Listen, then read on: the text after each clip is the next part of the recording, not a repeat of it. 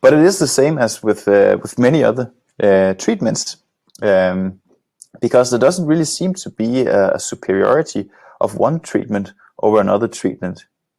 This is a systematic review that looked at different types of treatments, compared them to each other. Shockwave, foot orthoses, NSAIDs, placebo, which is also could be defined as some kind of treatment, because there is a placebo effect of every treatment.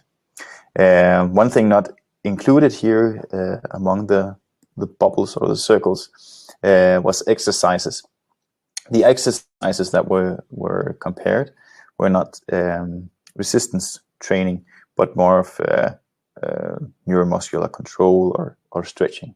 For instance, heavy slow resistance training was not included in this review, because one of the criteria for including a study in the review was that it had to compare one treatment with another treatment, and the authors thought that stretching and heavy slow resistance training was the same, so that was the reason why it was not included. So no, not any of these treatments were superior of one of the other treatments, but they were all superior to placebo, which is a good thing, because then we have a whole lot of different options that we can choose from.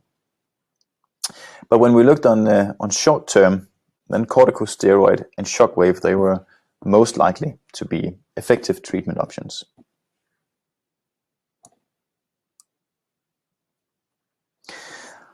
Other options are what we would call manual treatments, or soft tissue treatments, such as massage and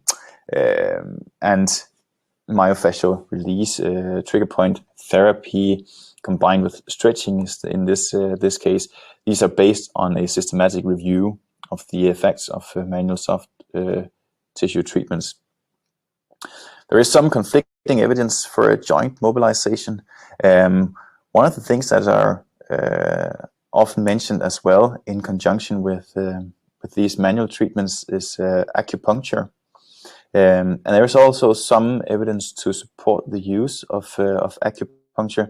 There was a study, I think it was back in 2014, by Matthew Cutchett. It was a randomized study comparing a dry needling with a sham dry needling. And dry needling was better than sham, but it was also linked with a whole lot of side effects or adverse events. Actually, 1 in 3 had an adverse event from the proper dry needling, compared to just like 1% of those that had received a sham dry needling of trigger points. So this is it has its place. Manual soft tissue treatments, they have their place, but I'm more likely to use an approach that does not require me to just cure the patient, but I want patients to be able to cure themselves, because in the long term I think that's more beneficial for them.